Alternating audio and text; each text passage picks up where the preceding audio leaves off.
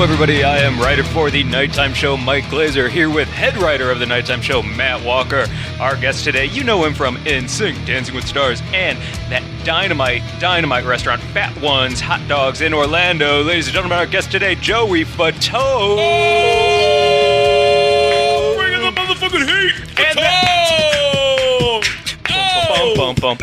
Joey Fatone is in the motherfucking studio. He's hanging out with us because we are very cool, and he thinks we are nice. And I dressed up as him for Halloween, and my friends thought that it was pretty great. I'm bad at rapping. So am I. So bad at I'm bad at that and bad at Christmas rapping too. That's all right. Can't rap all that. But yes, you did. I was like, did he really dress up as me, or is he lying about that? Oh, and no. I saw it on Twitter, and I was like, that's awesome. I tried. I really tried. It was. I got the jacket. I got a jacket. You just needed the wig with red tips on it. That's what you were missing. Man. That's the iconic. I guess. Shit. Yeah. I don't know if that's iconic really, but whatever. No. It was Ronald McDonald hair. People knew. People knew. I was walking around and they knew. They were like, "Oh my god, are you dressed up?" But they were like, "Where's the rest of them?" Yeah, where's everybody else? Like, you know, there's just one member of the boy band. You should go as the whole group. They always ask me that, and I'm usually like, yes, I'm all five. Yeah. I'm the size now of all five of them combined.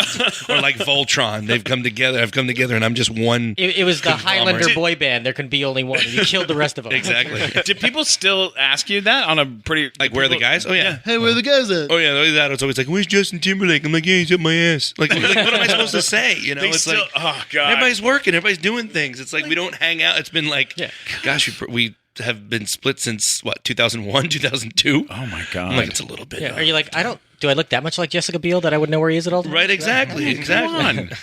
Good Lord. And I wish I looked like Jessica Biel. Sexy. I wish you looked like Jessica Biel right now. Right. Like personal. Sorry, you got me. That's all right. You got the Steven look-alike, actually. Man, you and I have run into each other numerous times. I guess at some events that I wasn't supposed to be at. You should have been invited. That's wrong. That's wrong. Well, wait, were you invited to Hank's house too? Or I was invited to Hank's house. Yeah, we hung out. The first time we ever got to really hang out was a very mysteriously bizarre, wonderful time. Where Hank Baskett and Kendra Wilkinson are buddies of mine. Yeah. And they invited me over for a barbecue. And I was like, hell yeah, we're going. Took my girlfriend. We went to a barbecue and we got there. And Mr. Joey Fatone. Lo and behold, your twin was there. Yep. There he was hanging out. We were having hot dogs and hamburgers. Yep. And I was like, this is the coolest thing that's ever happened to me. And I'm friends with Hank too. So it was funny that we hung out. We actually hit it off. We went to a charity event. And where the heck were we? I think Atlanta or something like that, or North Carolina. Yeah. And then there was also a major league gaming event that was connected to the hotel. So we went to the charity event and then snuck over to the major league gaming. And now he plays all. That's what he does all the time. He owns a company. He's a part owner of a company called Games Case. GAEMES. I have one of those. So do I. Those things are awesome. It's like Glazer. If you haven't seen one of these things, it's like a flat screen inside of a suitcase. Okay. And then it like straps your console in there. Oh, so you can just take it with you and just plug it in anywhere and play video games on a big flat screen. It's pretty neat to have geek thing. Yeah. Also, it feels like you're a businessman, but really you're secretly cooler than everyone who does carry briefcases. Yeah. Right. Yeah, well, actually, sure. well, yeah. I mean, my case is actually, it's a sticker that says Willy Wonka. It looks like a chocolate bar. Actually, mine. I put a Willy Wonka case in it. It's like if you called Exhibit and he pimped your briefcase. That's what you get. Basically, right. That's kind of Hank made one for me, and the cover of it was a picture of my face and it says, "Don't blame me, I'm a comedian." And he like did that. It was like his idea. Yeah. He was like, "Do you like it?" Well, here's how I met him. This is a super weird story, but I went to Boa Steakhouse for a dinner thing because I'm fancy. Because you're cool. Because I'm so fancy. Everybody goes to Boa. Oh yeah. So there should be seen. There's like 7. So it's like 7 Playboy playmates are sitting at this table. Even with you or with me, my girlfriend, Hank, his wife. How the hell do I get invited to that thing? Well, the reason we all went to have this dinner was because one of them was like, she was like, "Well, I'm friends with the owner, so we get half price. So whatever you want is half off." And so we all, or there was like 3 or 4 guys at the table and like a shitload of playmates. the bill comes and it's like $3,000, $4,000, something insane like this, right? And the girl goes, it's supposed to be half off. I guess he's not working tonight. Oh my God. And she's telling her, listen, you're taking half your clothes off after I'm done with this freaking meal. Oh yeah. All the men at the table were like, I'm going to murder myself. Like, just, you gotta be fucking kidding me, lady. Like, we all had to just, so it was rough, man. I was like, I'm an actor, comedian. Like, you guys are all football players. You guys can all pay for this shit. But it was rough. But anyways, I'm sitting next to Hank and he goes, you like baseball? And I go, Great. nope. not really. And he goes, you like basketball? And I go, yeah. I mean, sure. And he goes, who's your favorite team? And I go, the Raiders. I don't know. And he goes, you like video games?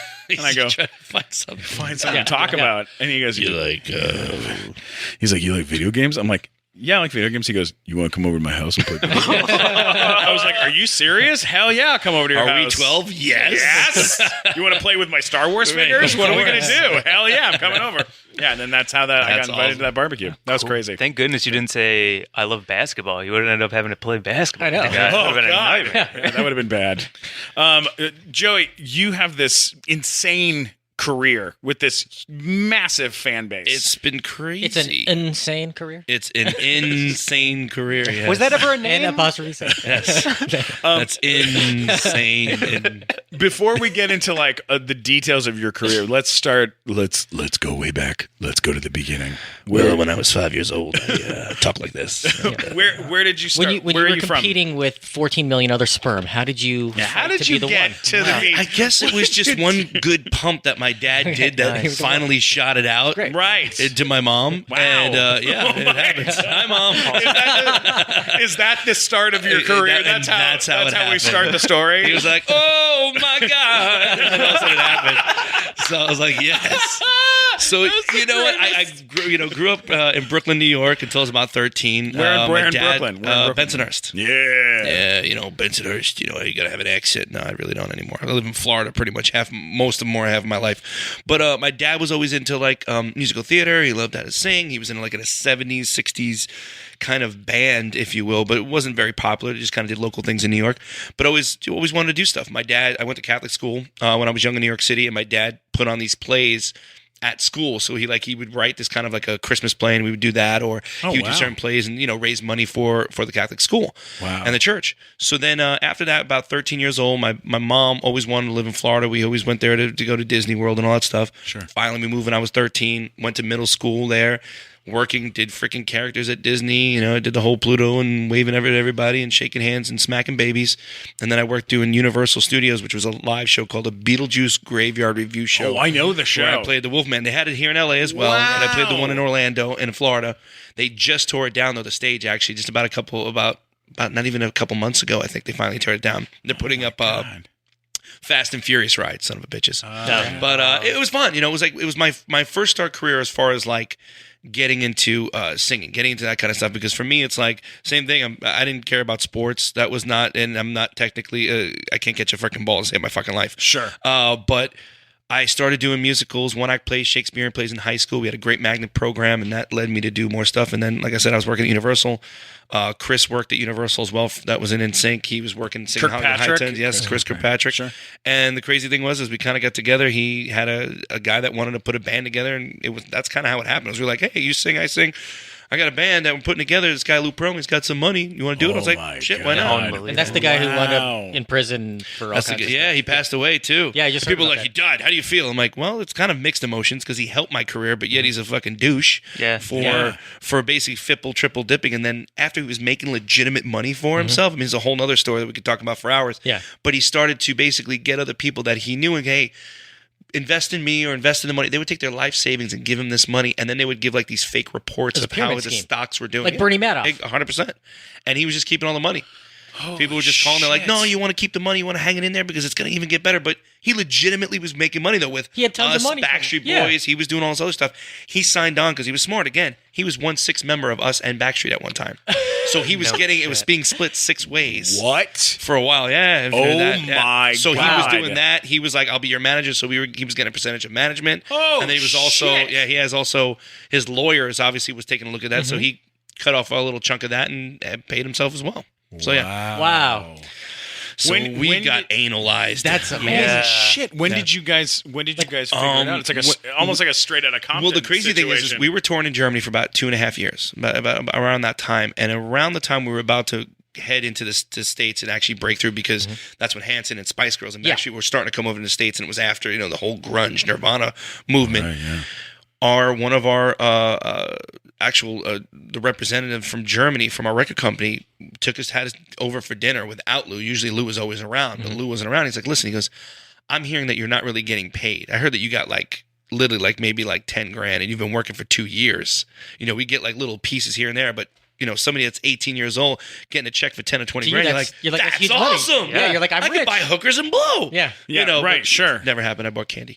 And but it was weird because he was literally saying, I'm giving you a check for $5 million and you're not getting this stuff. You guys need to do some research and really look into something. Something's not adding up, he said. He goes, I don't know what is. I don't know what your deal is with Lou, but you need to look into it. Who said this? One of our representatives of BMG in Germany. And this is before you guys broke out to be huge. Well, we were huge in Europe at the time. Okay. That was actually where we were a pretty high career. People were following us. We had fans, and we were selling out not even arenas, but these big, I don't even know what the theaters, if you will, but it was just empty and people just packed them in. There was no seats. Okay. So it was one of those open venues kind of thing, if you will. Sounds So fun. it was awesome because we were selling merchandise, but we were so busy that we never really realized and looked into how much we were making, how much we were selling in this, how much we were selling in tickets and all that shit. But little lo and behold, we didn't know. And then finally we got wise. We got a lawyer, had them look into it. And obviously contractually he had a good contract with it. So we had to settle out of court.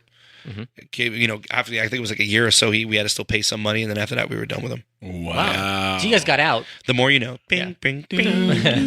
That is unreal. Yeah, it's crazy. Man. It was a whole whirlwind of interesting things because somebody you trust or you think you trust that has your back is screwing you over. And you're like, dude, we're all here to make money. Let's make the money. If we're gonna make the money, let's make the money together, not be a whore and rip everybody off and take all this money. And you're like, It seems like that's the story you hear about all these. and now he's dead. So what is he gonna do with that money? Nothing. Yeah. It's just gone. But it seems like that's kind of the story you hear about all the boy bands and the girl bands and all that kind of stuff, dating back to Village People in the 70s. That's true. Mariah And Carey, they assemble them and they're just take all this, take this, Or take this. you get the managers. You get the managers that are ripping you off. Billy Joel, I'm sure he's got ripped off. I think once or twice, a few times. Obviously, when he made his money, because you don't know, you're getting busy, you're doing this, you're enjoying what you're doing, but then you realize, okay, this is a business, this is a brand. Regardless of yes, I want to make music and I want to create. I love when people do that too. They're like, oh, I'm creative and I want to make peace to the world and make that one hit song. Bullshit. You want to make money. Don't lie. It's a mixture. It is a mixture. You love the music. You love what you do. Just like, what we love to do. We love to act. We love to perform. But we want to get a little bit of compensation for it because we want to live. Of course. By the way, Stephen, you stole me $15 from the last nighttime show. Son of a bitch. Get that paid. Get paid. I just remembered. In front of Joey I just remembered. All right, I'll give it back to you. I can give you $15. He's still waiting on the Storks money. Is that what you're waiting for right now? Really waiting for that. That's the level of money that comedy gets you at right there. The $15 level. That's what comedy gets you. Right. No, understood. What was the other guys in the band? How did they? Were you guys? We were nervous. We were. Did you have a band meeting? Well, we were all nervous. Yeah, we were nervous because it's one of those. If you really think about it, in the whole scheme of things, we had it ranged the age when we first started. Though Justin was 14. Jesus me and Christ. JC were. Lance was actually 16. So it was 14, 16. Me and JC were 17, turning 18, and Chris was 24. So you had this 10-year age gap between all of us, first of all. So it was 24 to 14 when we first started. So he's the one who got all the booze for you guys. Right, exactly. Started. Well, at that time, we could get booze anywhere. It didn't matter. That was the whole thing. Know your power. We didn't know that in a sense where we always thought, okay, we're working it together with everybody, but really they're working for us. Yeah. You know, not mentally really thinking about that and knowing the power. Are you living on a tour bus at this time too? So like we were your on tour overhead buses. is nothing. So it's just like, everything is free. Doesn't really I mean, matter. well, it was like one of those things where after a while, when we finally, because when we first started, obviously the tour bus, it was like 10 of us, and there was like, at first it was like 6, 1 security guard and the 5 of us. Obviously, as we got popular, we had more security, but then again, the bus was still there, so we had like 10 of us on one little bus. No room. Shit. Finally, when we came to the States, it was like, okay, let's split up a little bit. So me and Lance, actually, my brother was a videographer for us, and he was on tour with us. So it was the 3 of us, and it was JC, Justin, and Chris on the other tour bus. Wow. So we split that up. But it was one of those things where we didn't really know our power and know what we can do. So it was kind of like nervous about, okay, well, what if we decide to say no and we file in the court, and if we lose, what happens if we lose? You know, what happens if this, if that? You know, you get nervous. We don't know. And you have all these people pulling you left and right because... And 5 guys, too, trying to make a decision. It's tough. Whoa, you know, we do the majority rules every time. You know, it was always like 3 people did. That's it. That's what we do. Regardless if you didn't like it or not, suck it up. That's it. Yeah. That's how we dealt with it. But it was one of those things where we were so nervous because we just didn't want to fail. And our lawyers were like, listen, we have everything. We have all these documents. We can't lose. I'm like, they even said the worst case scenario, in a sense, you're going to settle out of court because he's going to keep going. He has the money to keep going, and so do you. But do you really want to do that? Right. So all the money goes to the lawyers at that point. Exactly. So it's like we do, and even the lawyers were cool with it in a sense.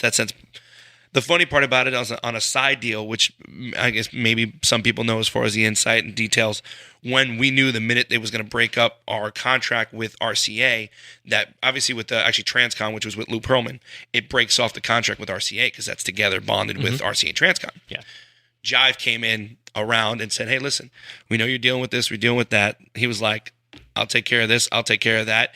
I want to sign you guys on to Jive, blah, blah, blah, blah. Basically gave us a contract we kind of couldn't refuse. Yeah. So the minute that everything went through with the lawyers and broke that up, we signed a deal even before anybody could come out and give us a deal. He jumped the gun. Ooh, yeah, wow. Clive Calder was awesome. He He came in and just swooped in because all of a sudden all these other record companies were like, hey, we want you guys. And I'm like, Too late. Yeah. And he gave us pretty much a good deal that we couldn't refuse. So That's awesome. We'll do it.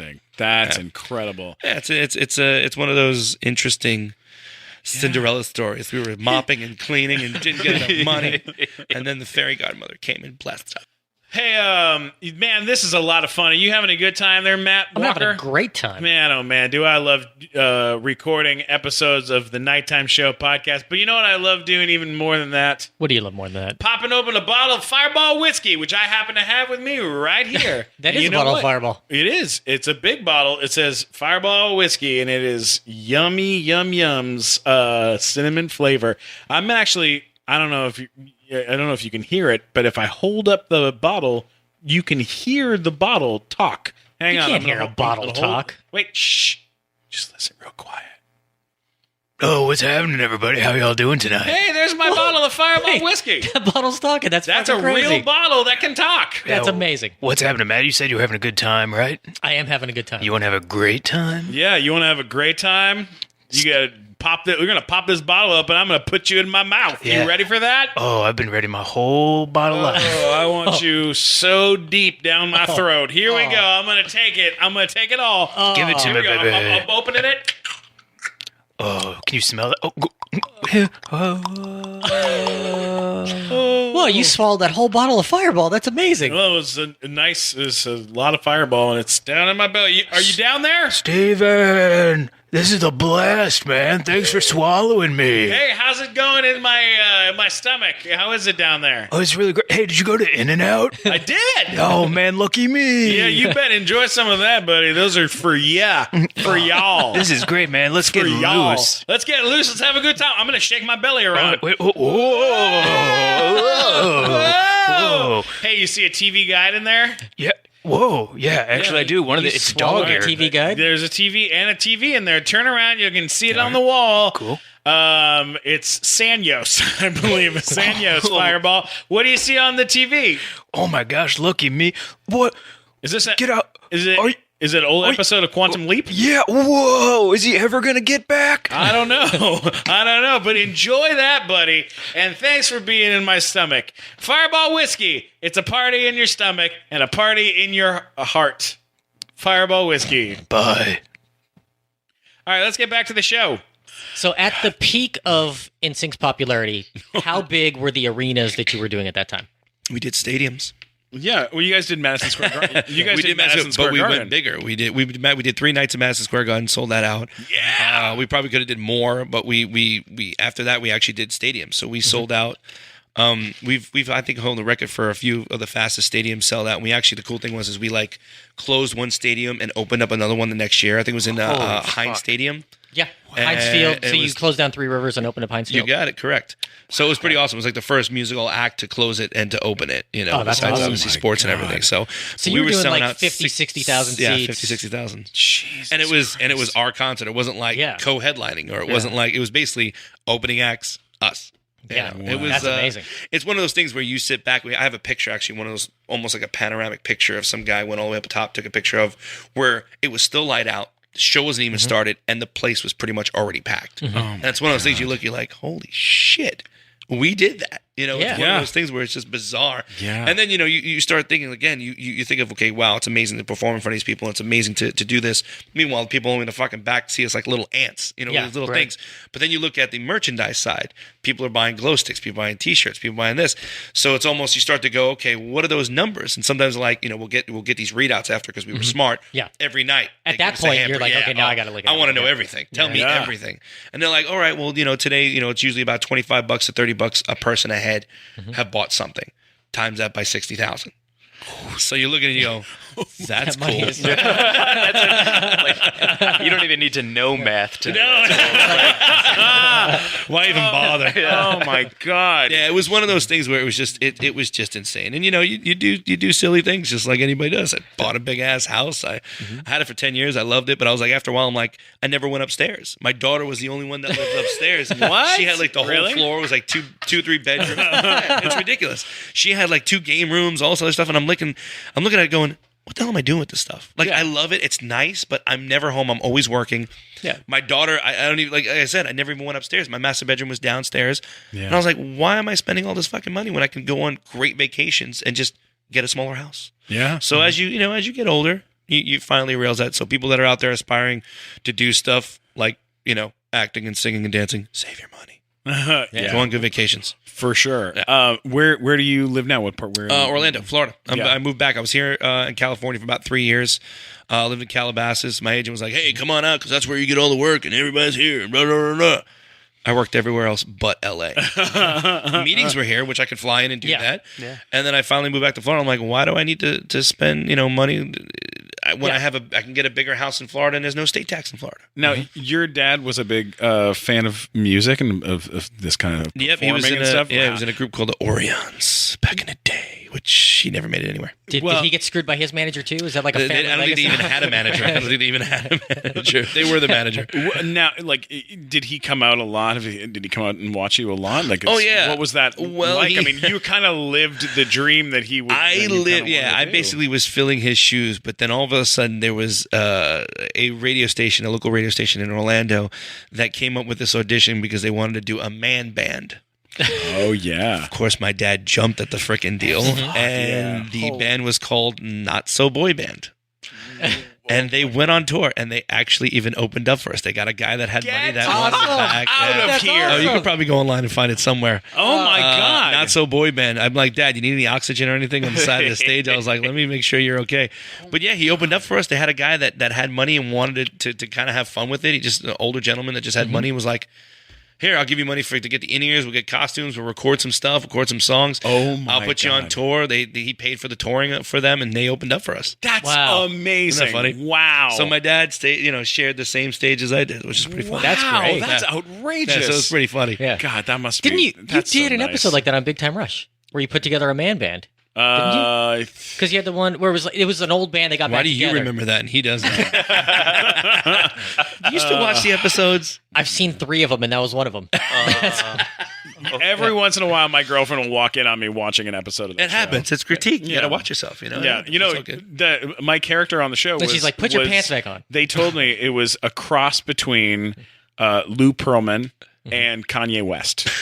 That's what they said up front. They were like, it's kind of right down the center between those two guys.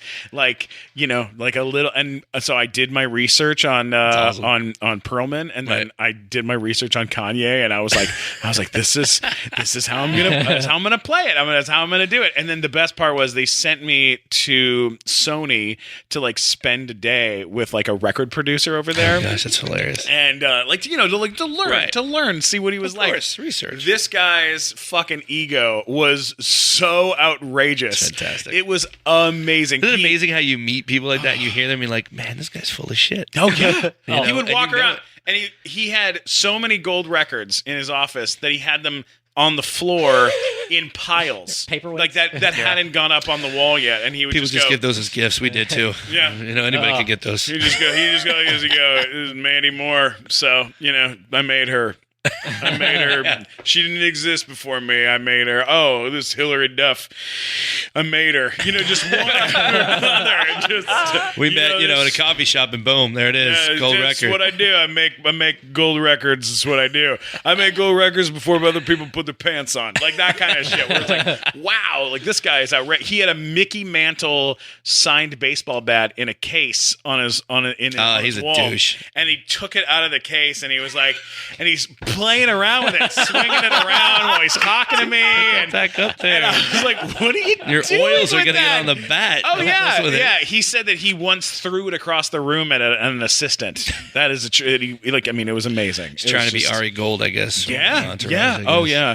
Oh, man. That show did not help out anybody in this business. Everyone was like, oh, so that's how you act when you're an agent. You play golf in your office. I had a manager who used to play fucking golf while he was listening to my pitches.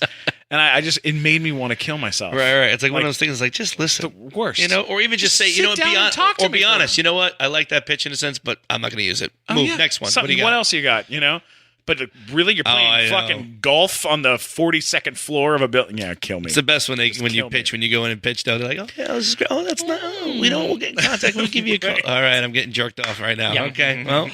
Thanks a lot. God. Appreciate it. That's amazing. As you know. Oh yeah. So you had your brother on tour with you. Yeah, he was a videographer. He became. How long was he on tour? Oh gosh, we started. Basically what happened was we did a thing where we wanted to document everything just to see if what would ever happen. And we literally, at first I had a camera and I videotaped everything, and then my brother started coming out to Europe with me, and then he became actually a camera operator for our tour.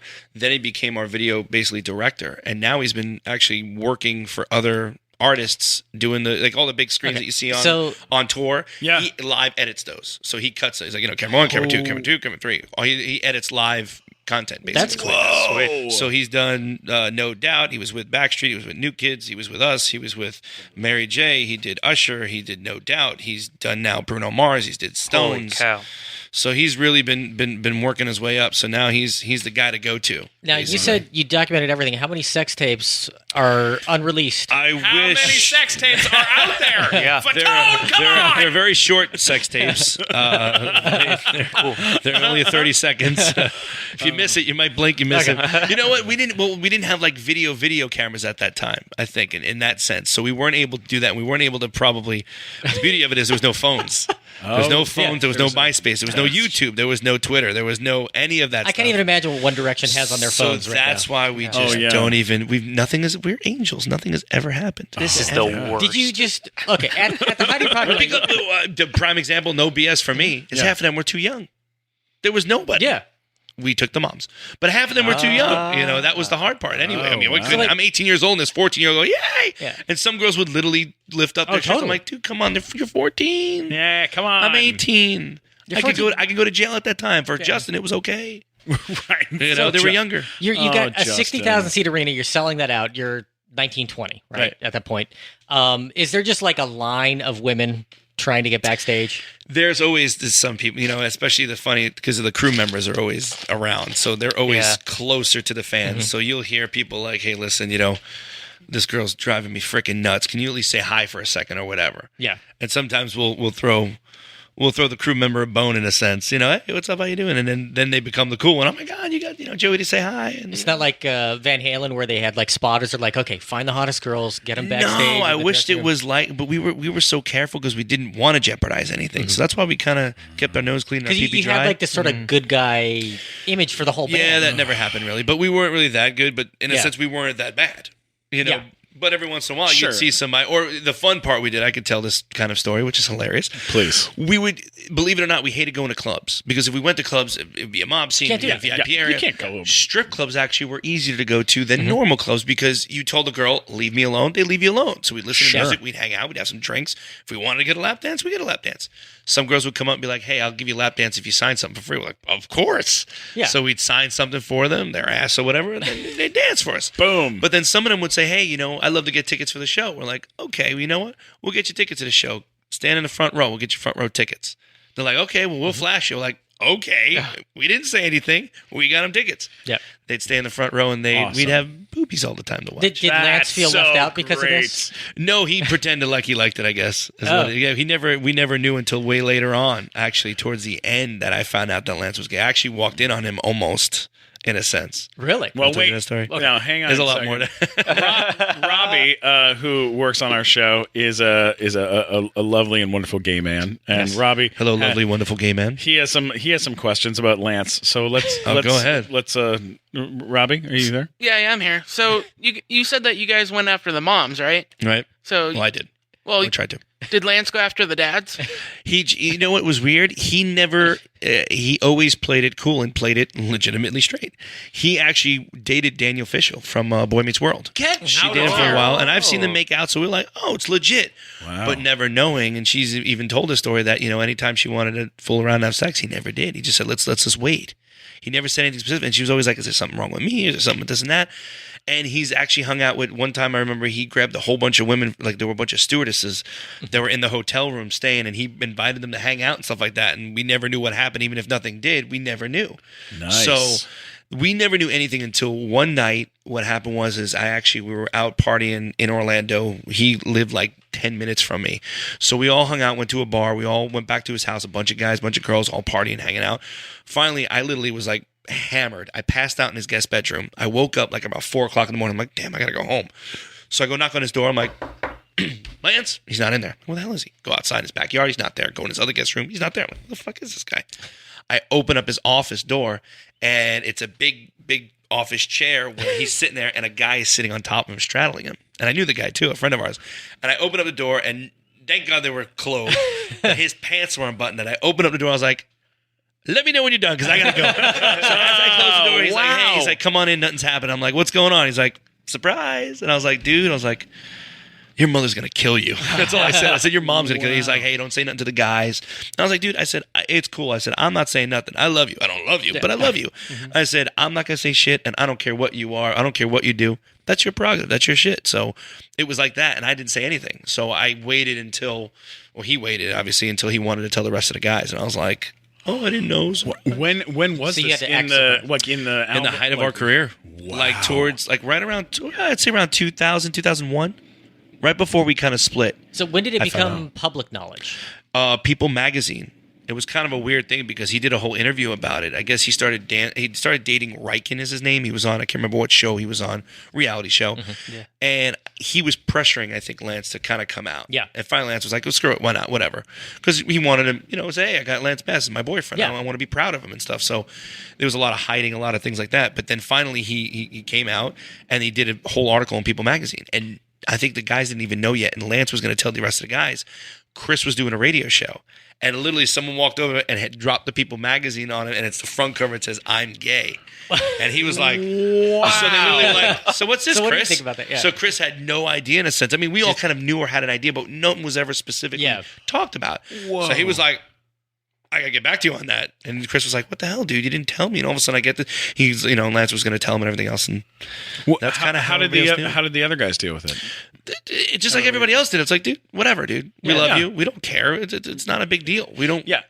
No, I think, and you know, And you're an idiot for not saying anything because we could have capitalized on that shit. You know how many gays listen to freaking NSYNC? Yeah, it totally It's like, was shit. a huge market. We could have had we could have went to clubs and had freaking gay parties and shit. I would have done that. Like, yeah, I want you. You know, it would have been awesome. Would have been fun. that's amazing. Robbie, any other questions, you have? sir? Yeah. Do you think like the hookers that he signed their ass kind of feel cheated? 100%. You know how many girls though do come up? They're like, "Oh my god, Lance was my favorite," and then I found out, and I was like, "Oh no, well." It's literally how it happened, and it's interesting to see because you don't know back then how people were going to take certain things. Back then, it was kind of a little bit of we don't talk about that. You know, meanwhile, it's like we know he's gay, but we don't talk about that.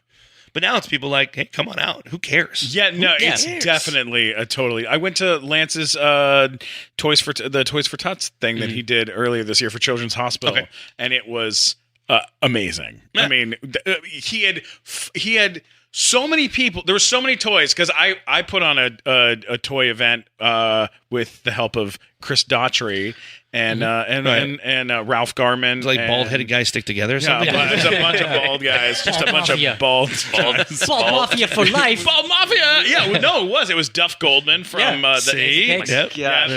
me and Daughtry and then Ashley Green from Twilight Wearing a bald cap. Wearing a bald cap, and we all did like a big donation charity thing for Children's Hospital. And I thought it was like amazing because we had like a van load of toys to give them. And then And then I went to Lance's thing and it was like he had firemen coming in like 50 at a time with giant, huge. Gay sells. Woo!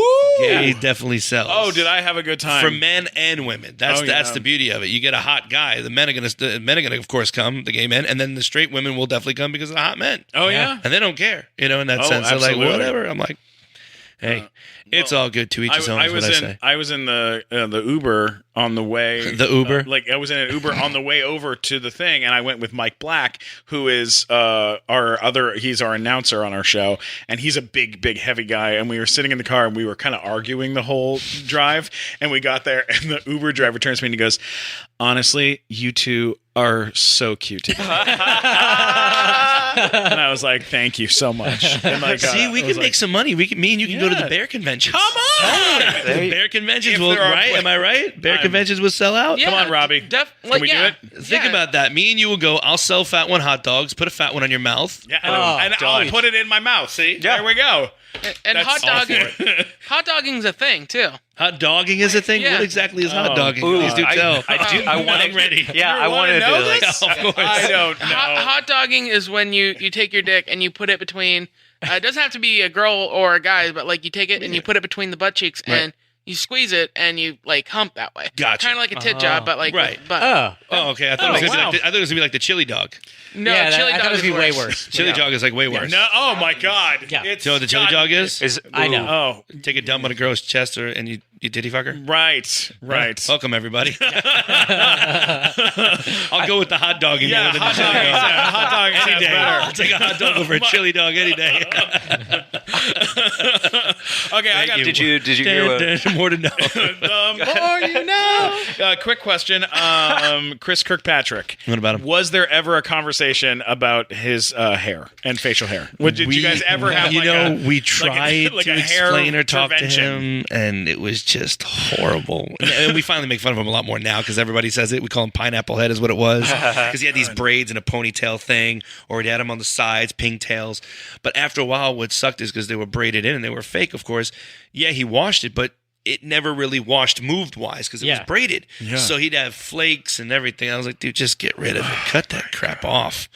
So, yeah, we did address it later on and made fun of him and told him about it. But, he didn't care. Just like my hair. I had Ronald McDonald hair. I was like, whatever. Hey, but you had it was spiky, though. It was spiky. It wasn't Pineapple Head. Yeah. It wasn't Pineapple Head. Correct.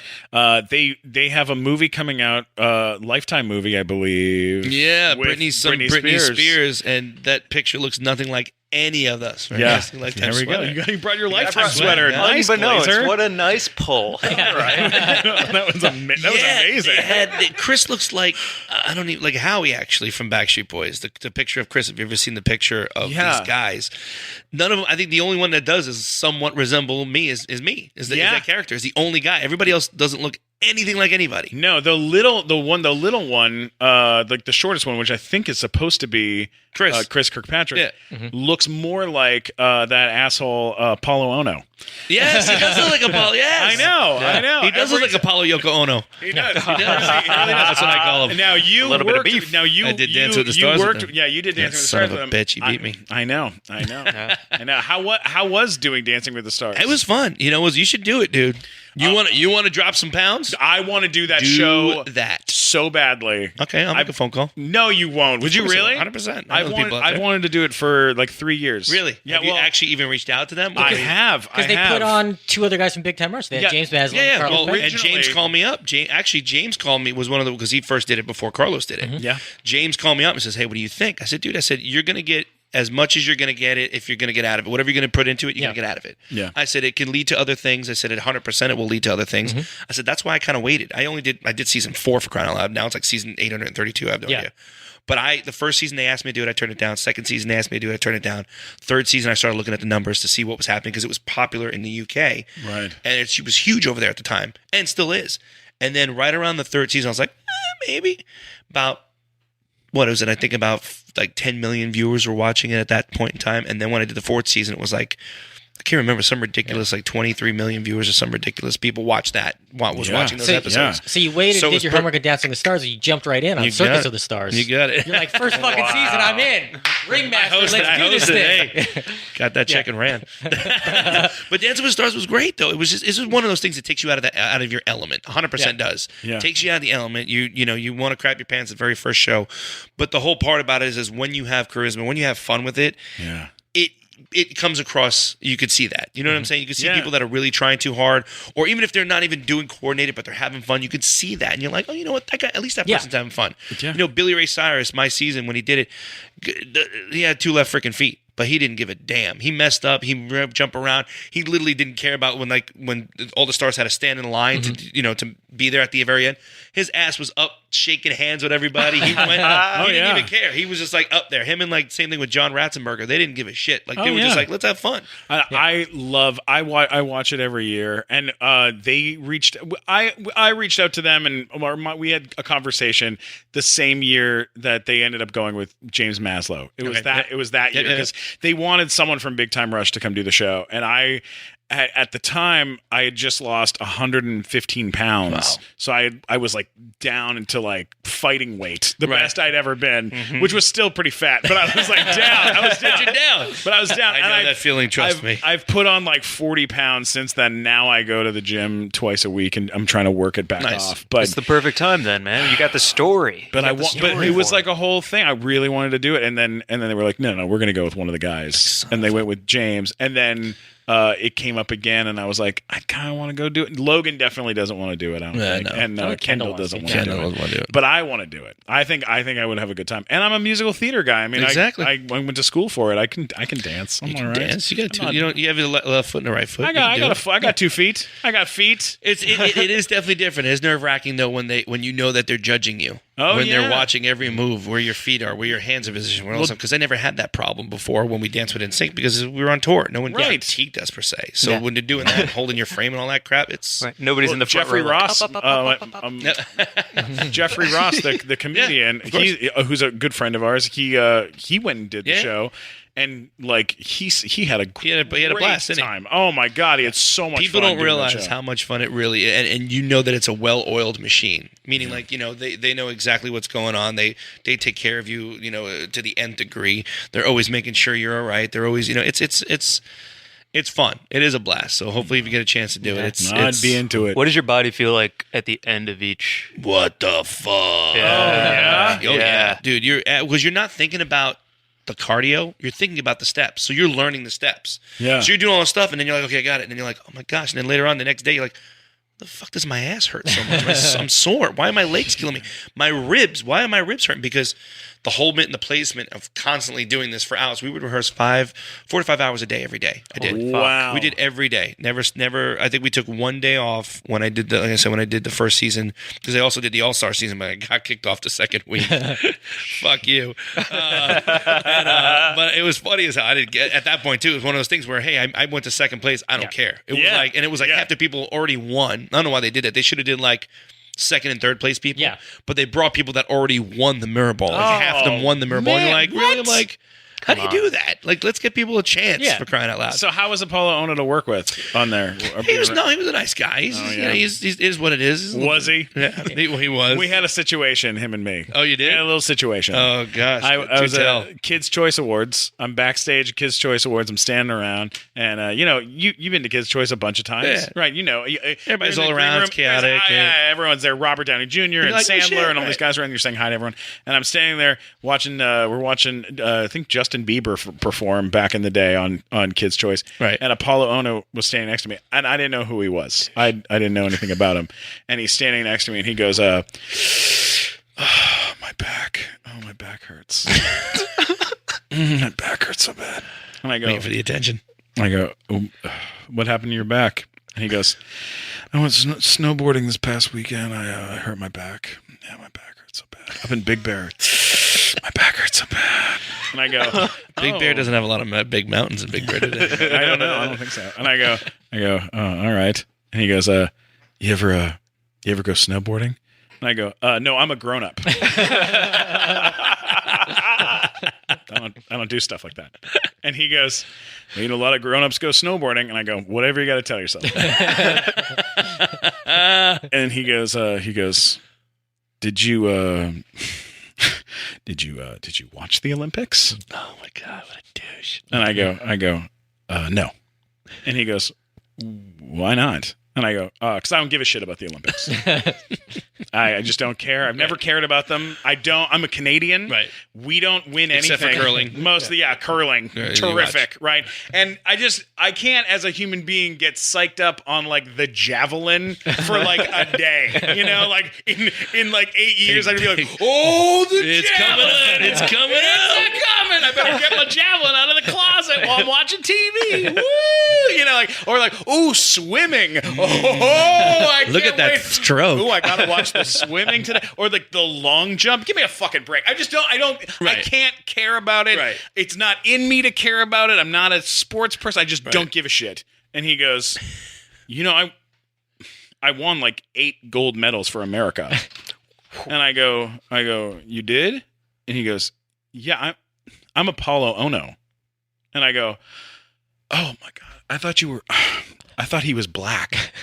And he goes, that's Apollo Creed from Rocky. And I go, I don't know what you're talking about. And he goes, what an asshole. Walks away from me, walks over to Jonah Hill. Right. And he goes, can you believe that guy? He doesn't even know who I am. And Jonah Hill goes, I don't know who the fuck you are either. Did you really? Oh my God. That's legit. That's legitimately super uncomfortable.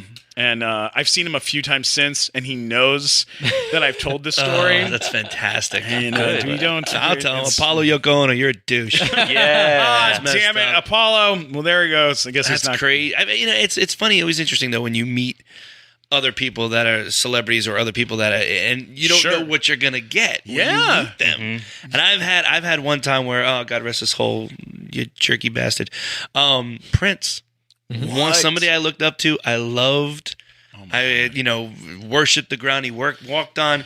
We were at MTV Awards, and we just won a crap load of awards. It's the height of our career, and it was a club called Twist that we had this party. It was an after party. It was NSYNC and Nelly after party. Yeah. So obviously, the height of our career, anybody and everybody is at this freaking party. And instead of wristbands, you give out Band-Aids? Yeah, exactly. Yeah, the little Band-Aids. And we had gambling too. You won prizes and shit. Oh, nice. Oh my God. So we did this whole big, huge party, and it was like, Busta Rhymes, Timberland, Prince, all these different people were freaking there. I was like, this is awesome. So there's a VIP area, which is on the second floor looking down on the dance floor. Here walks up Prince. Oh, shit, Prince is here. This is back in the day when they had the wind-up cameras. Mm-hmm. So I had the little Kodak. The little disposable. Yeah. One of those. So I'm holding it, and I'm like, oh, God, he's talking to somebody. I'm going to wait. I'm going to ask for a picture. I've been taking pictures with everybody. Okay, I'm going to wait. He's talking to somebody. Finally, the guy walks away.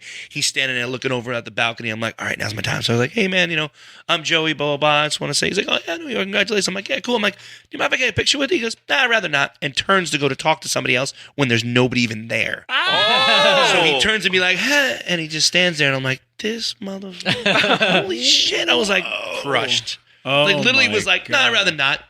And turned around. I was like, what a fucking asshole. It's like your Shatner. He's like my Shatner. Yeah. We've told that story a couple times. But when gave you a I call. met Shatner, I asked him for a picture, and he said, I said, it's really an honor to meet you. Can I get a picture with you? And he said, no, meeting me's enough. wow. And he said it in front of like a bunch of people. And like, what do you say after that, too? You're just kind of like, I just stood fucking there 12 now. and totally, Yeah. and we were shooting on the Star Trek stage at Paramount. And it was just, I was like, that's how I brought it up to him. I was like, But that's a better Shatner story than if you take a picture of Shatner. Who cares? You tell that story. Yeah, Now or you- the that's Prince what you story, want the from Prince Shatner. story, Yeah. too. the one time I did one time where I was like, I don't give a shit if this person says no, yes, it was Robert De Niro. And we were at the White House, actually. It was a party. It was Save the Music, and it was under this tented area in front of the White House. And it was Gwyneth Paltrow, Lenny Kravitz, Kevin Spacey. Everybody was all hanging out, having a great time. And I'm like, hey, Robert, really nice to meet you. I'm just going to take this picture real quick. And I didn't give a damn. And he was like talk to, like, I don't know, maybe like, no. Like, shit. So I was like, I don't care, dude. I'm taking this freaking picture. Oh my God. Now, how awesome. many times have you been to the White House? Have you been? I've only, twice, I think now. Well, the who one was- time was actually pretty badass. It was, we did two. We took a tour one time, but then the one time we did Save the Music, probably one of the most surreal moments of my life.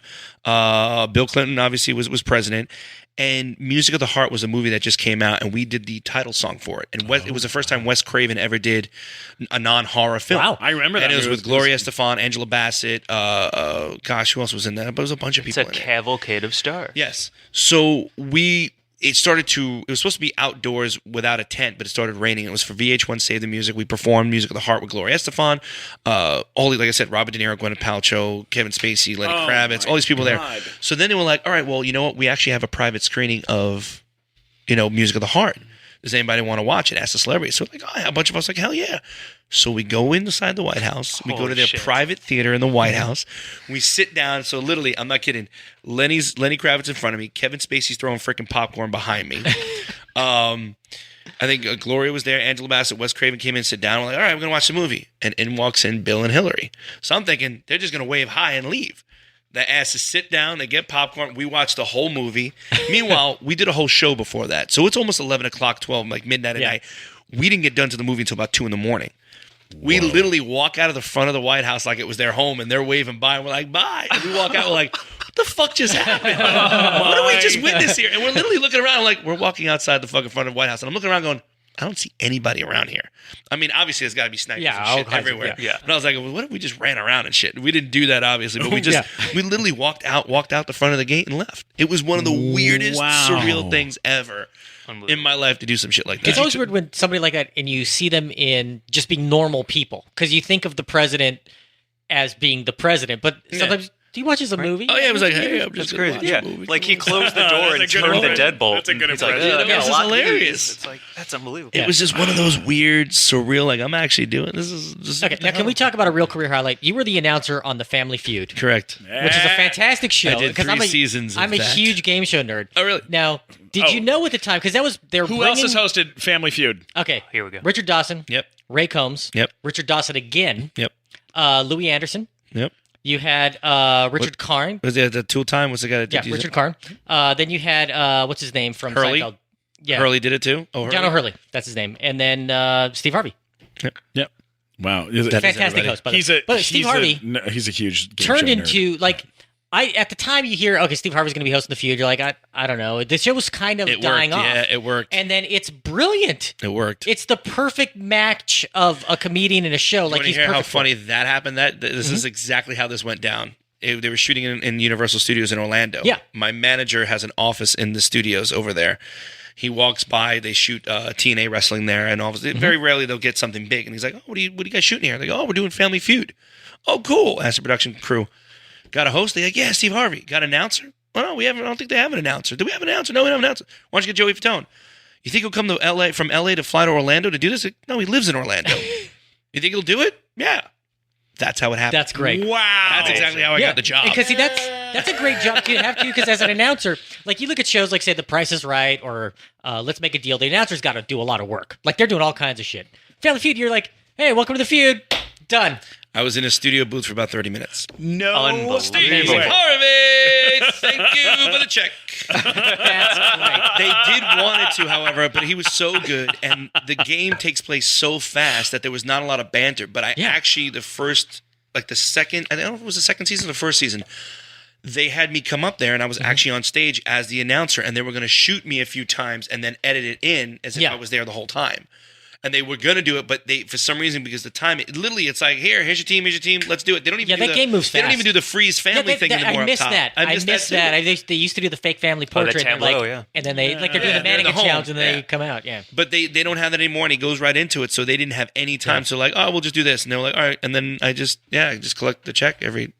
God, that's so awesome. Yeah, no, I don't do it anymore. That's oh man. Yeah, he moved to Atlanta, and the warm-up guy that they had in Florida, he loved him so much that he brought him with him, and he became the announcer. All right, we got a couple more. We got a couple more before we wrap up. No worries. I have to hit you with. Hit everything. Boom. Go for it. Whose line is it, anyways? You did. Yep. You did an episode of that. Yep. I'm good friends with Wayne Brady. Known him for many years. The We nicest actually guy. went to high school. Same high school. Game show host Wayne Brady. By the way, Let's Make a Deal. Let's Make a Deal was Into a regular another level. show, and he took it and turned it into another show that's even better than it was. Right. He might be we're better than talking Monty about Hall. wose line is it, anyways? For God's sake! Damn it! He might be better We than actually Monty have Hall. something in common. He's There you go. excited about I this. know. I love I this. know. Speaking of which, real quick, I've done a lot of live versions of The Price is Right. Yeah, and I know, in Vegas, right? And, in Vegas, and I also did it in Foxwoods, and I also did it in Atlantic City, and I did Let's Make a Deal as well, which is by far amazing to do a live show of it. I didn't even know they They have a do tour. live. Yeah, they still have a tour now. Todd Newton does it. Yeah. Sometimes Jerry Springer will do it. Sometimes I used to do it as well. And they have a tour that goes around all these different cities. that would be And- such a God, that blast. sounds like so much fun. and the crazy shit is people think, first of all, they're on TV, which they're not. Right. Second of all, Great. they get completely liquored up and hammered, and it's hilarious because they literally check in 2 hours prior to even sitting down. Yeah. So they're in the casino gambling, and it's a good scam that they do. What happens is, if, say, for instance, Let's Make a Deal or even Price is Right, Yeah. they win the prizes. They say, okay, we can get you a gift card or the prize and send it to your house, or this is Give it valued in at $400, chips. but we'll give you $200 in chips.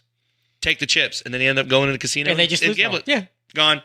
Done. Brilliant. Wow. It's fantastic. Amazing. They make money off the show. Yes. Absolutely. Yeah. And only a handful of people get up there, and usually sometimes they do like 1,500 people in a theater. They'll do 15 to 2,000 people in a theater, and only 50 people will get picked. Yeah. But it's a chance. You might get picked, and it's a show. Yeah. Oh my God. But anyway, whose line is it anyway? Yeah. I've known Wayne actually from high school. What? I met him when I was actually in 8th grade in middle school. He was in the high school I was going into. Met him on a show that he was doing. It was like this middle school tour thing. Then he went and did Beetlejuice Care Review show in Orlando. Did he? When he left, I came in. Oh. He went to the one in California, and we became. Was he a always been werewolf? friends. He was also a werewolf. He was Blackula. He was Dracula. We called him Blackula. He was Dracula. He also played. Who else did he played? I think he played Wolfie every once in a while, but he was mostly Drac. I think in Phantom he did on the opera. Nice. So yeah, it was fun. And doing Who's Line. I mean, I've always done improv before back in the day and stuff like that. Yeah, People you're don't know- hilarious. People don't know the background and stuff that I did, so that was fun. And then I had to freaking do the Lady in a Tramp crap with what's his face with the banana, which it was hilarious because literally a week before my daughter was talking about in my Big Fat Greek Wedding 2, I come out and I'm gay in this Right. movie. I don't know if you knew that. I don't know if anybody knew that. I'm gay. in the Robbie? movie. Robbie, you did you knew know? that? I'm gay. in Any the movie. questions? Any questions? Do you have any moments? Robbie, do you make sweet, sweet love to NSYNC? I actually do have a question. Looking back on it, when you were on the Kids' Choice Awards, Right. you guys got slimed, right? Right. Did you looking back on it?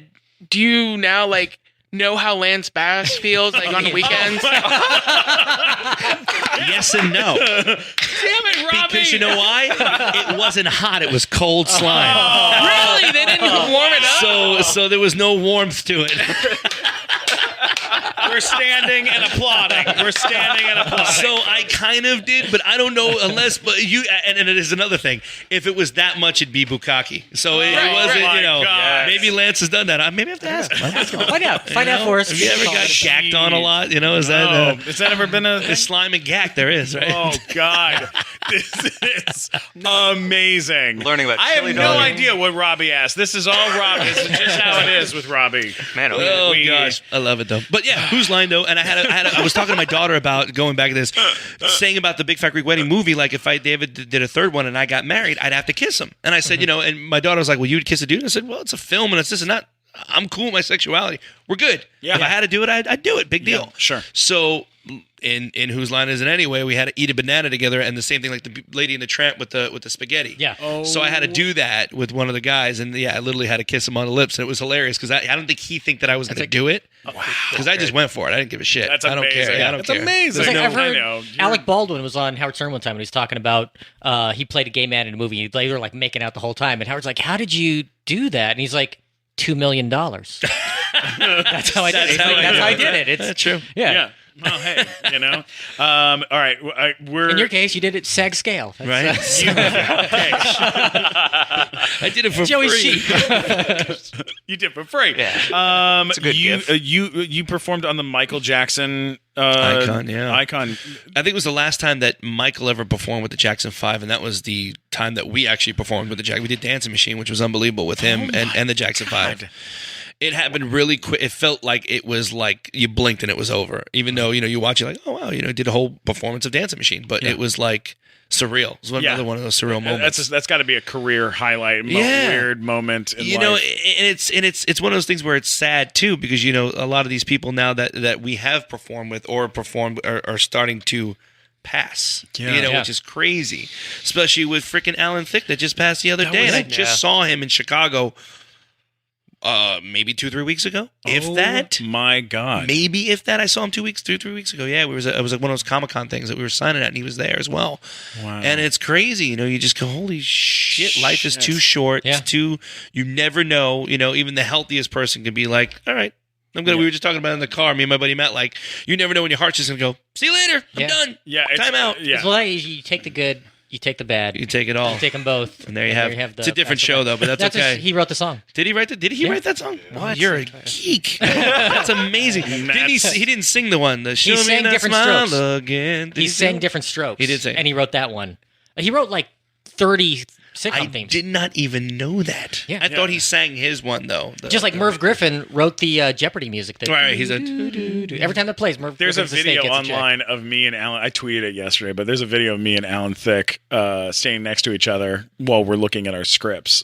We were shooting something, and I go, "Well, the world don't move to the beat of just one drum." And he goes, "Uh-huh." I go, "What might be right for you, not be right for some." And he goes, I wrote that song and I sang it." And I go, "Oh, really? I didn't."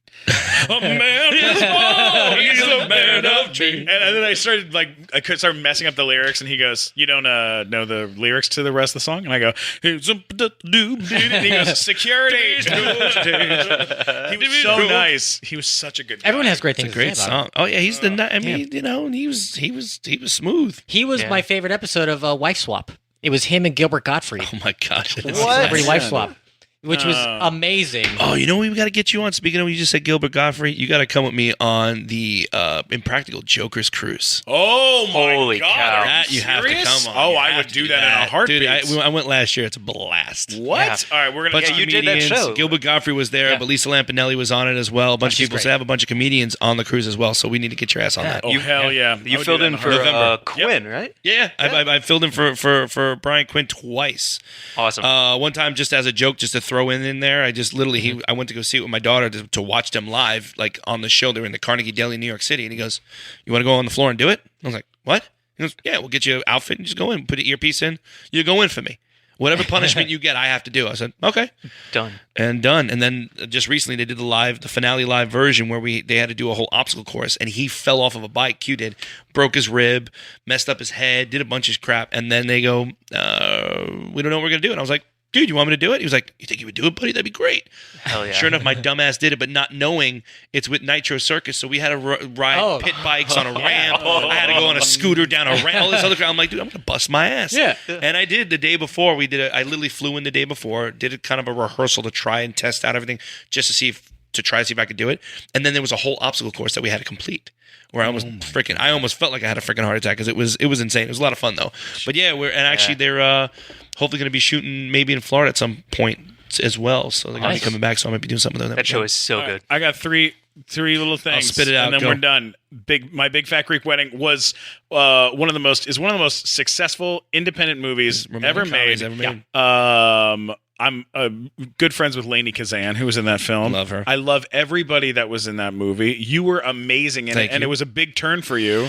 Jumping into that movie. It was weird because it was during NSYNC, and we were working with Tom Hanks actually with Playtone. We were trying to figure out he wanted to do almost like a Beatles help movie, and us in NSYNC and Playtone were bouncing back and forth ideas, and we never agreed upon anything. But I knew one of the women that worked in the office, and all of a sudden I walked in and just to say hi to Tom and Gary Getzman, a couple of people that work in the office, and he's like, "Hey, we're doing an audition for this movie. It's an independent film. It might be something that you may want to do, and it's a small role." She's like, "Why don't you read for it?" So I literally walked in, read the sides, went into the audition, did the audition, left, and then they called me back and said, "Hey, we want you to do the part." And I was like, "Okay." So I haven't done any major film yet. That's the first major film actually I've ever done. And I literally flew into Toronto while we were recording our album. I took a break, literally a week, not even. Learned the lines, had a dialect coach to kind of do like the Chicago accent, not so much of a New York. And all of a sudden I sit down and I go, Joel Zwick's the director, and he goes, "That's your mother, that's your father, that's your aunt, that's your uncle, that's your sister, this is your cousins. You got your lines? Yeah. All right, let's do it." And that's the first scene of me sitting in the restaurant in Zorbas was the first scene that I shot. And wow. No clue. It was like literally go, and I was like, okay. And 15 years later, we shot a second one, which is crazy. That's amazing. Those movies are fantastic. They're fun. Nia is an amazing writer. Gotcha, and the greatest thing about her is obviously waiting after 15 years. She's, of course, she writes from experience. So she didn't have a kid at the time, and now she has a daughter. So now it was like, now I can write from experience. I can let this, the juices are flowing. Let's go. That's what happened. Yeah. Oh, I love Nia Vardalos. She's amazing. SNL. You got to do SNL. Who was the host when you guys did it? Oh gosh, what the hell was his name? From Dawson's Creek. James Vanderbeek? Nope, the other one. Pat. The other dude. Gary Sinise. No. His friend, James Vanderbeek's friend in the show. It started with a P on the show. I can't freaking remember now. I'm drawing a damn blank. Somebody. Anyway, we did it. Yes, and we did that. Played Pacey. Which was amazing. We actually did 3 different skits. 2 made it and 1 did not. Where we did. Is it Joshua Jackson? Joshua Jackson. Yes, it is. Yes. Yeah. Yes. Whoa! Took one from Matt Walker even. Right. Good job. Good job, pal. Good job. I have zero Dawson's Creek knowledge. I'm sorry. I'm a pretty big fan over here. But it was awesome because we did three different skits. We thought we were just going to be going up there and singing. So we did 3 skits where 2 made it to actual live and 1 did not. And it was actually pretty funny because me and Lance were locked in a closet. So one of the SNL guys brings Joshua Jackson downstairs and and I think you could hopefully find it somewhere. They actually aired it somewhere. Oh, I'm sure it's on YouTube. They have one of those things. But then it was funny because, of course, since we did it, we actually got invited to go to the 40th party of SNL. Mm-hmm. I talk about a freaking party. Holy shit. That was one of the most amazing things I've ever been to. And one of the things that you would like, it's just like, it was freaking surreal. And I had a shirt that said, my brother made it, said, "I hosted Saturday Night Live," but in big letters, but in a little letter it said, "I did not." I did not. Yeah. Right. And Lorne Michaels was there. The crazy thing is I went to go say hi to Steven Spielberg because I met him a bunch of times, so I just want to say what's up, not paying attention to whoever was around. So, "Hey, Steven, I just want to say what's up." And I was like, "Oh, hey, George, how's it going?" George Lucas and Lorne Michaels were all standing there. I was like, "Just want to say what's up, see how you guys are doing. Cool? If I need a drink, we're good." All right, great. And I walked away. But it was like, Eddie Murphy, Bill Murray, Leonardo DiCaprio, all these people, and then the after party. And I know that Jimmy Fallon tried to explain this, and I think for a week he talked about it because it was amazing. The perform.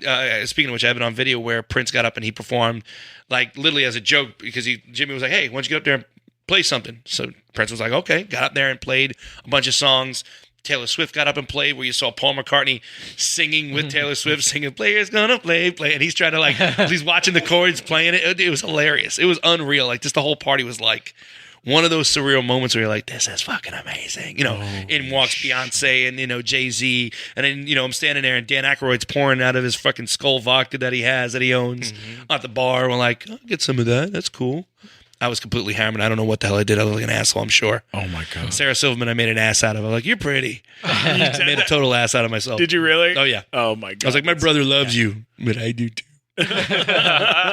Did you date any actresses or actors? No. No, actresses. I dated some actors. Sorry. Dude, it happens. No, I didn't really. Everybody, it was funny because it was never true.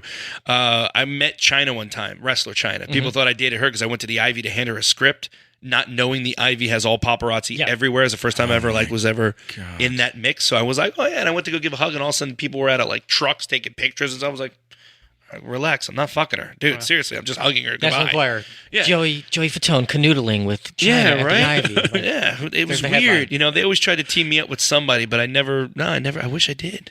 Well, Kind of stupid. I didn't. It's never too late. it's never too late, Joey Fatone. Our last guest Never had too late. stories about Sofia Vergara and Thalia. No shit. You come up with nothing. You're giving us nothing, Damn Joey. it, Fatone! Sorry, I didn't give anybody the shocker. Oh, wow. You know the shocker, the rocker, the spocker, Dane the Cook, showstopper, the show the stopper. minivan. Dane the Cook. minivan? It's Two in the front, constantly- 5 in the back. Two in the back. Two in the front, 5 in the back. Oh my god. We're learning about chili dogs. We're learning about minivans. This is a learning episode, folks. Yes, we can go on forever with that. The Houdini is another good one. Yeah. Teller. One last weird thing for you. Was there any when we were doing Big Time Rush, our band on the show at some point, they made the really amazing, phenomenal choice of having a new band open for them called One Direction, Right. and so they went on the tour where it was One Direction opening and then Big Time Rush headlining, Right. and then it flip-flopped, obviously. and then it flip flopped, and everybody We made a rule never to have a boy band really opened up for us. If it's a trio, that's cool. If it's this, it's great. We've always had, believe it or not, it's hilarious. We've had Cisco open up for us, did the thong song. We had Jessica Simpson. We had Britney. We had Pink. We had Smash Mouth. We had Puffy. We had a bunch of people open up for us, but we never was a boy band per se. Yeah. Sure. Just because you don't. Yeah. You didn't, why would you do that? Why would you do that to yourself? Yeah. That's not a nice thing Dumb to do. Carlos, what the hell's wrong with you, dude? Shit, you can do. What the Was hell? there any sort of was there ever like a street fight between you and 98 Degrees No. and Backstreet Boys? Did We've that ever always, happen? you know what's funny? We did a film not too long ago called Dead Seven. It was on Sci-Fi. And it literally came in and out. They don't know why they didn't promote it as much as they should have. Because first of all, it opened up. It came out on April 1st, which was April Fool's Day, so people thought it was a joke. First of all, they only put it out there for 2 days and then went off. But the crazy thing about it is it was some of us from Backstreet, some guys from NSYNC, 98 Degrees, O-Town, Art from Everclear, John Cicada. You had all these 90s icon people. But the cool thing was like a boy band camp where we all hung out. Boy band super And group. we had conversations about a bunch of different things. But the only beef, and every time we've even done interviews together as a group, because a bunch of us have done a bunch of like autograph signing stuff, Chris and AJ were the only ones that actually had some sort of beef together. The reason why is because they dated the same girl.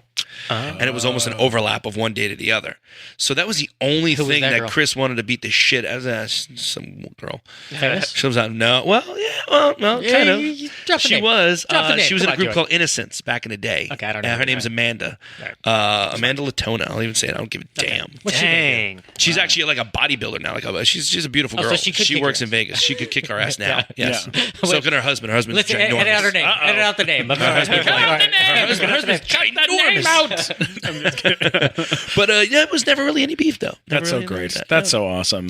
Well, listen, having you in here and getting to sit down and chat about these amazing. Are you saying it's time to say bye, bye, bye? Wow, sitting on Never it. heard that before. You Every time. Wow. Sitting on Every it. time. Son of a bit. Yeah, I think I've Oh, got Matt. $1 for every time I heard that shit. You know, Matt, God must have spent a little more Yeah, time a little on bit. you. You know, you Matt. should be gone. You know, There we go. We're doing stick to it. your game shows, damn it.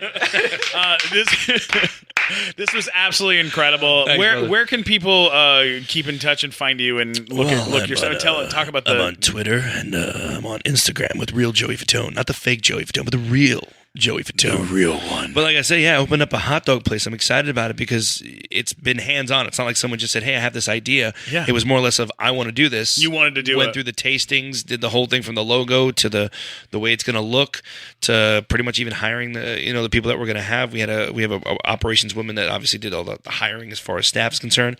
We got some people wanting a franchise right now, but we're kind of keeping it small at the moment. And just Where is it exactly? It's in it's a kiosk, actually. It's not even a restaurant. It's in the Nice. Florida Mall in Orlando. It's called the Florida Mall in Orlando, Florida. It's a small little spot right now, and then we're going to hopefully branch off in Florida around, and then hopefully go other places. What type of hot dogs should be keeping our eyes out for? Well, I like to take the piss out of myself with some fucking hot dogs. So what I did is I have a flight of hot dogs. There's little mini ones. So it's a little flavor sample, if you will. And that's called a boy bander. Because there are five mini hot dogs. We have going one to Florida today. We have, and there's a bunch of them that are in there. There's one called Gone Hollywood, which has guacamole, mozzarella cheese, diced tomatoes. There's one called Sloppy Joey, which is a chili cheese dog. Speaking of chili cheese dogs, we have we do 3 of them where we press the hot dog, which is one called Johnny's Pizza, which has pepperoni, mozzarella cheese, and the hot dog and sauce in it, so you can dip it as well. Then there's a Cuban, a Reuben we have one called Mac Daddy that just came out for a limited time, which is mac and cheese, white cheddar mac and cheese on the hot dog. And then we also have one called the Fat One, which has, the hot dog is ginormous. It's black Angus beef. It is everything but the kitchen sink. It has French fries, French fries, nacho cheese, pepperoni, corned beef. Gosh, what else does it have? It has red sweet onions in it. I'm sold. It has a bunch. It has a whole. It's amazing. It's actually really good.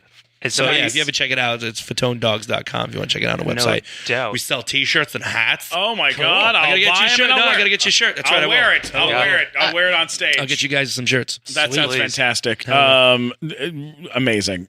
You're incredible. Anytime, brother. You know that. This was so damn cool. So much fun. Matt, where can people find you on the internet? Go to funnymatt.com. I got everything on there. Or if you were annoyed by me, let me know at mattwalkersucks.com. Which people do, because that's a real site. It's pretty It's a real smart. website. You have the good and the bad. I like that. Yep. You got a little bit of both. I'm going to go to joeyfatonesucks.com today. There you go. That's the way to do it. What about you, Glazer? Well, as somebody who's getting known as being high all the time and saying dumb things to the camera, you can find me on all the BuzzFeed videos and High Times, TBS Digital in 2017, and follow me on Twitter at GlazerBooHooHoo. And that hot dog place sounds dynamite as a You starter, guys are in man. Florida. Oh You my let me know. gosh. I will hook you up. I will put a fat one in your mouth.